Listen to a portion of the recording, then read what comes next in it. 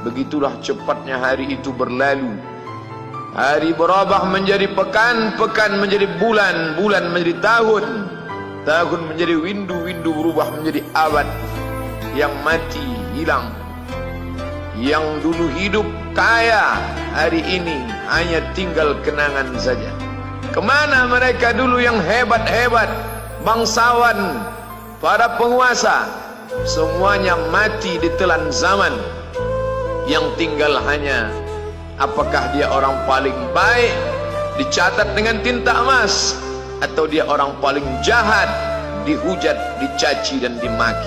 Harimau mati meninggalkan belang, gajah mati meninggalkan gading, manusia mati meninggalkan nama, nama yang baik atau nama yang buruk.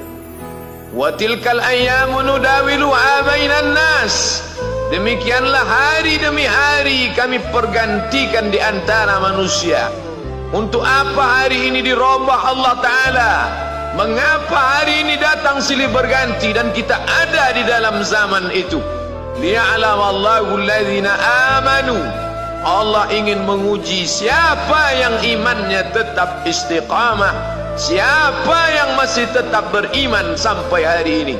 Khatib mengucapkan alhamdulillah, nikmat yang paling besar adalah nikmat istiqamah dalam iman dan Islam. Berapa banyak ketika hari berubah, yang dulunya dia adalah orang baik-baik, hari ini berubah menjadi tidak baik.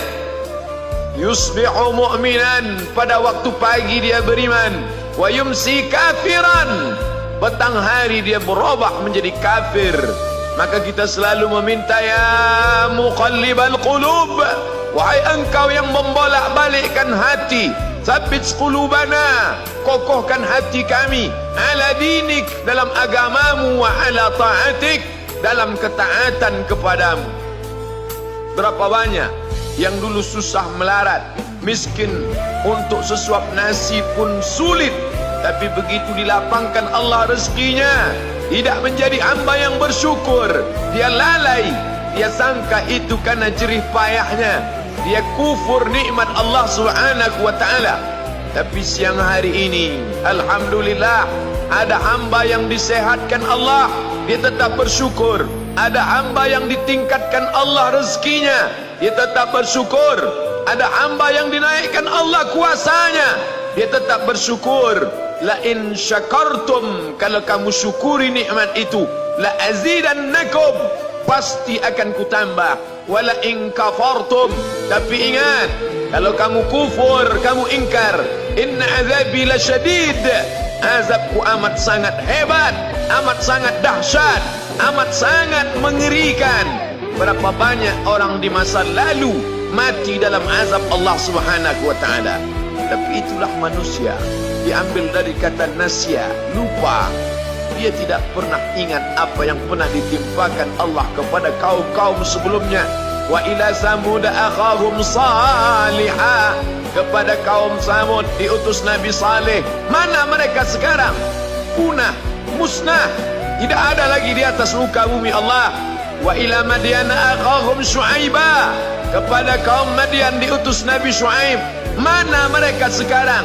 Punah, musnah, tidak ada jejaknya di atas muka bumi. Wa ila Adin akhahum Huda, kepada kaum Ad diutus Nabi Hud. Tidak satu pun ada di atas muka bumi. Tapi orang tetap juga angkuh dan sombong. Memang itulah manusia yang berada di atas muka bumi Allah Subhanahu wa ta'ala. Maka orang-orang yang baik tidak pernah berhenti mengajak kepada kebaikan. Umat ini dikatakan baik bukan karena banyak ibadahnya.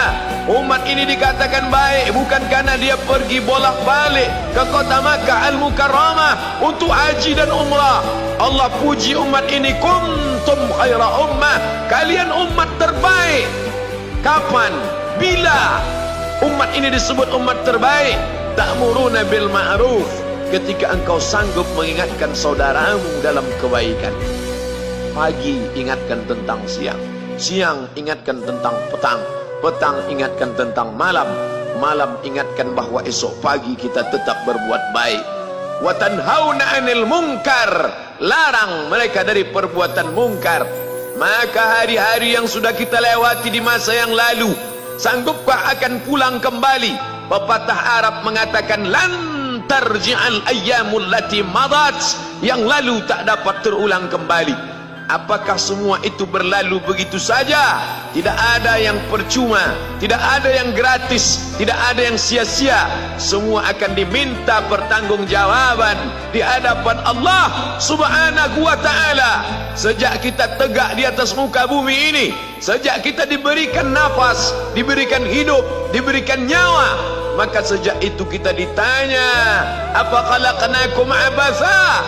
Apakah kalian kami ciptakan sia-sia? Apakah kami sangka?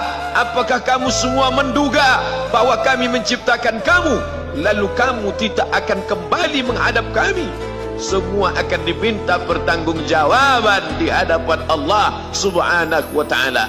Tidak ada kata yang dapat terucap dari lidah orang beriman selain ucapan Astaghfirullahaladzim. Ampunkan segala dosaku di masa yang lalu.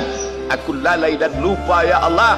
Kami termasuk orang-orang yang menghilangkan usia kami ya Allah. Kami tak tahu ke mana umur kami selama ini. Berapa jam untuk perbuatan dosa, berapa untuk perbuatan maksiat. Padahal ketika tiba masanya, kami semua akan menghadapmu, dan pada saat itu semua akan dihitung menit demi detik. Detik semuanya tak ada yang dapat dari luput panggilan Allah Subhanahu wa ta'ala. Tidak ada yang lepas daripada pengawasan. Inna alaikum lahafizin, bersama kamu ada malaikat hafazah kiraman mulia, katibin mencatat, ya'lamuna ma taf'alun, dia tahu semua yang kamu lakukan. Betapa waktu-waktu yang lalu itu tak dapat kita tebus dengan apapun selain kita perbaiki di masa yang akan datang. Tingkatkan kualitas salat berjamaah, tingkatkan membaca Al-Quran. Andai usia kita sudah lanjut, tak dapat kita jemput, maka kita didik anak cucu generasi akan datang menjadi generasi yang Qurani dan Islami. Sab'atun yudhilluhumullah, ada 7 di antara yang dapat naungan Allah.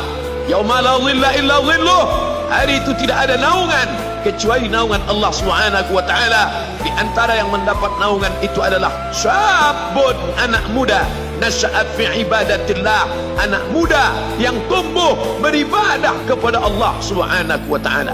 Andai masa muda kita penuh dosa, andai masa muda kita penuh narkoba, andai masa muda kita penuh zina, wal iyadzubillah wa na'udzubillah, jangan sangka Allah tutup pintu taubat. Innallaha la yaghfiru ayyushraka bihi, Allah tak terima taubat orang yang mempersekutukannya. Wa yaghfiru ma duna dzalika liman yasha, tapi taubat selain itu diterima, dibukakan Allah Ta'ala. Mari perbaiki anak menantu, cucu, kawan, sahabat, andai talat, ajak ke jalan Allah Subhanahu wa ta'ala. Itulah salah satu memperbaiki yang masa lalu, kita perbaiki di masa yang akan datang.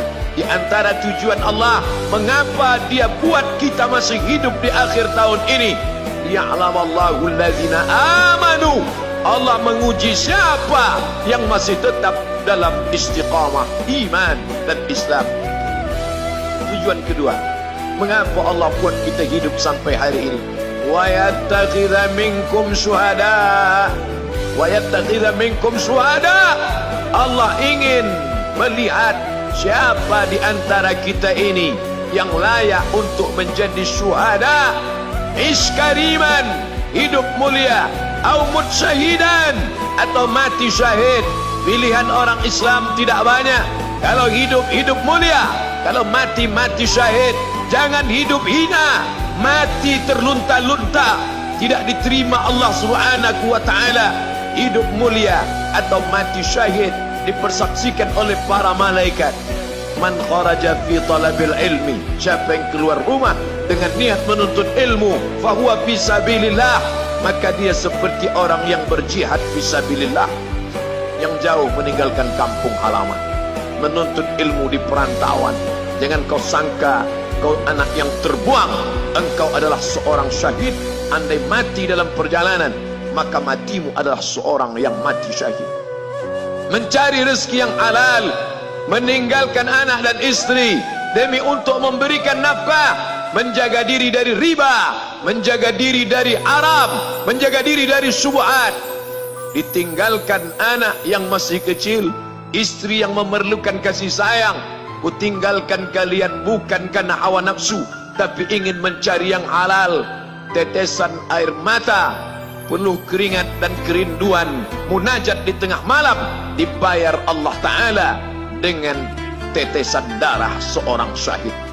Man mata duna malihi, siapa yang mati membela kehormatan hartanya, fahuwa syahid, maka dia mati syahid. Betapa seorang yang susah melarat hanya untuk menjaga diri dari yang haram dan syubhat, Allah muliakan dia. Inna akramakum indallah, yang paling mulia di antara kamu di sisi Allah, atqakum, yang paling takut kepada Allah. Ramai kita di rumah Allah ini, yang paling kaya kah yang paling mulia? Tidak. Yang paling ganteng dan paling hebat kuasanya kah yang paling mulia? Bukan. Yang paling berilmu, buya, kiai, ulama, apakah dia yang paling mulia? Tidak ada jaminan. Tapi yang paling takut kepada Allah Subhanahu wa ta'ala, takut terjerumus dalam riba, takut terjerumus dalam syubhat, takut makan haram, sehingga dia biarkan dirinya dalam kesusahan, susah dalam pandangan manusia, melarat dalam pandangan orang kaya, tapi hidup mulia dalam pandangan Allah, para malaikat, nabi dan rasul. Hari ini orang itu dikatakan bodoh, hari ini dia dikatakan goblok, hari ini dia dikatakan kamu tolol sekali. Mengapa tidak kamu pakai kekuasaanmu? Mengapa tidak kamu pakai kesempatan? Hidup hanya sekali, pakailah sesuka hati. Tapi dia takut kepada Allah Subhanahu wa ta'ala. Pagi dan petang dia katakan, Allahumma ajirna minan nar, Allahumma ajirna minan nar, Allahumma ajirna minan nar. Selamatkan kami, aku, istriku, anakku, keluargaku dari api neraka ya Allah.